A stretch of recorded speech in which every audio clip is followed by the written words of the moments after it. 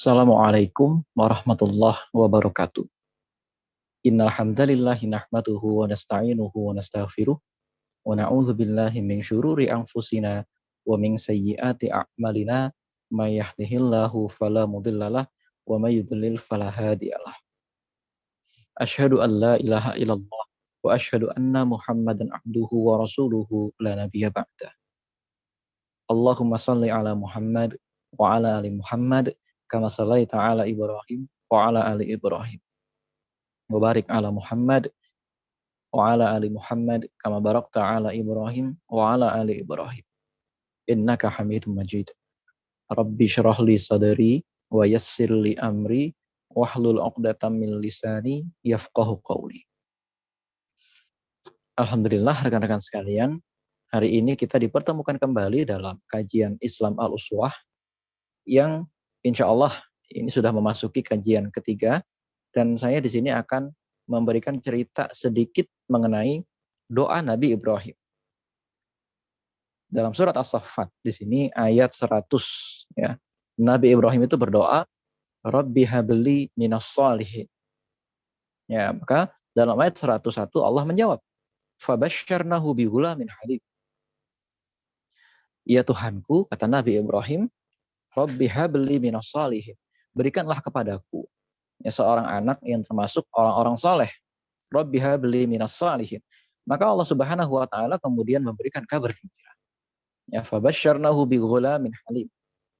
Tapi kisah ini jangan kita maknai sampai di sini saja bahwa seakan-akan kalau kita berdoa lalu begitu saja Allah akan berikan. Tapi kita lihat proses apa yang terjadi sebelum Nabi Ibrahim berdoa seperti ini.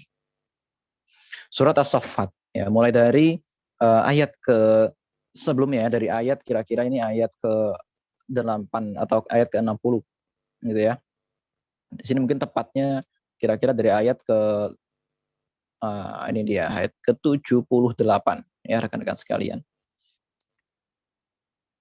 Di sini ya rekan-rekan sekalian, Nabi Ibrahim itu dikisahkan sedang melawan kebiadaban kaumnya, sedang melawan kemusyrikan yang melanda kaumnya. Bahkan dalam kisah ini rekan-rekan sekalian, Nabi Ibrahim pada saat itu yang masih disebut sebagai seorang ghulam ya. Nabi Ibrahim yang masih disebut sebagai seorang pemuda dikisahkan pada saat itu memenggal berhala-berhala yang dimiliki oleh kaumnya, dan kemudian ternyata kaumnya mengetahui bahwa yang melakukan ini tidak lain tidak bukan adalah seorang remaja yang namanya Ibrahim. Nah ternyata setelah itu Nabi Ibrahim dibakar. Kita ketahui kisahnya.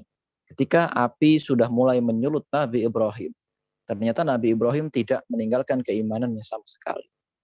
Malah kemudian Nabi Ibrahim itu dengan keteguhan imannya terus berdoa. Dan Allah Subhanahu wa taala memberikan Nabi Ibrahim itu mukjizat. Mukjizatnya apa? Api menjadi dingin. Nah, bayangkan ada seorang anak yang ayahnya adalah seseorang yang tidak akan meninggalkan agamanya sedikit pun, meskipun dia dijanjikan dibakar oleh kaumnya. Kalau kita kaji ya, lingkungan kehidupan kita sekarang, betapa banyak ayah yang kemudian gara-gara kasihan dengan ayah anaknya, mungkin beralih menjadi seorang ayah yang profesinya haram. Atau betapa banyak ayah yang mungkin hanya gara-gara tidak tega dengan anaknya, atau mungkin hanya gara-gara kalah dengan keadaan, kalah dengan idealismenya sendiri, kalah dengan lingkungan, kemudian menyebabkan dia tidak lagi memilah-milah mana yang merupakan perintah Allah, mana yang merupakan dilarang oleh Allah Subhanahu wa taala.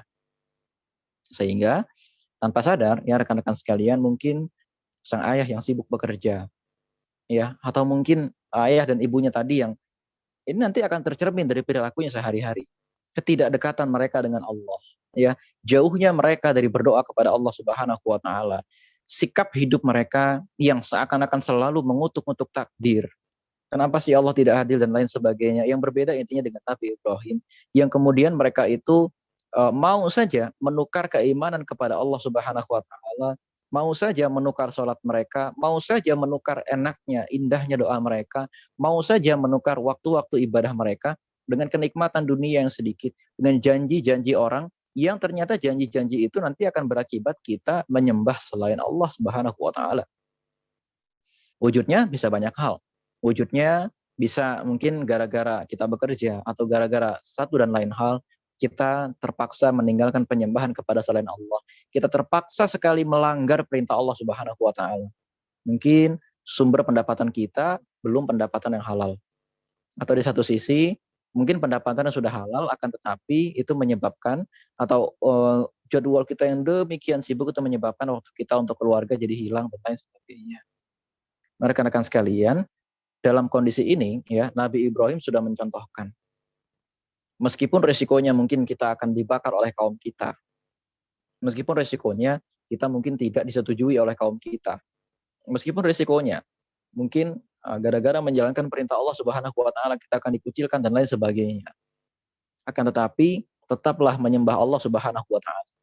Ketika nanti kita berdoa, Rabbi habli minas sholihin. Ya Allah, berikanlah aku anak dari orang-orang soleh yang nanti akan termasuk orang-orang soleh. Maka fabasyarnahu bighulamin halim. Allah Subhanahu wa taala memberikan beliau seorang anak yang halim. Kalau di sini ditafsirkan sebagai anak yang sangat sabar, ya. Ditafsirkan sebagai seorang anak yang penyantun, yang sabar, yang kemudian punya azam, punya keberanian, punya keteguhan, punya ketegaran untuk bisa berdakwah sebagaimana ayahnya. Dan apakah selesai sampai di situ? Enggak. Ternyata kisahnya tidak cukup sampai dengan udah diberikan anak selesai. Enggak.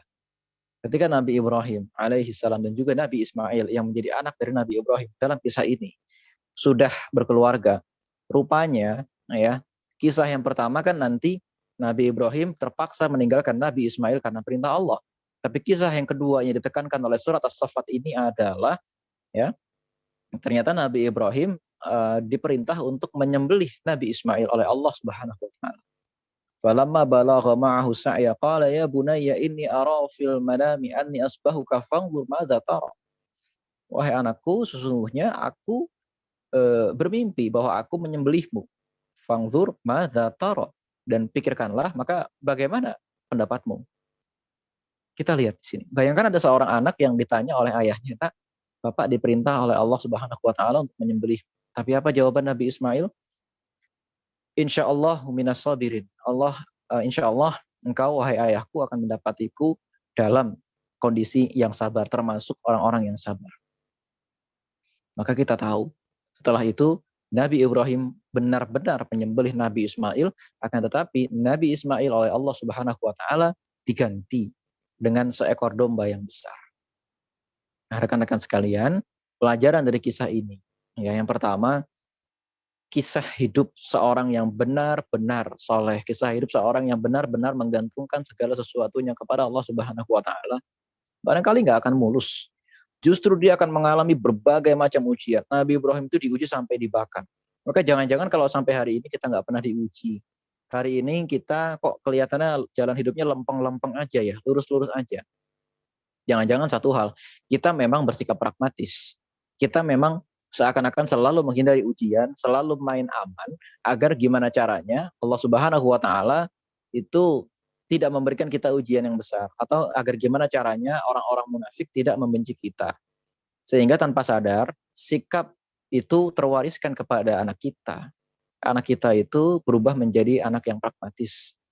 Ya, menjalankan agama ala kadarnya saja. Lalu ketika datang perintah Allah, anak kita tuh masih menimbang-nimbang. Sebagaimana mungkin generasi bapaknya, ibunya masih menimbang-nimbang ketika datang perintah Allah Subhanahu wa taala. Tidak bersegera menjalankan itu, atau kemudian juga tidak bisa mewariskan cita-cita sesuai dengan cita-cita tauhid kepada anaknya. Ya, pelajaran yang kedua, rekan-rekan sekalian.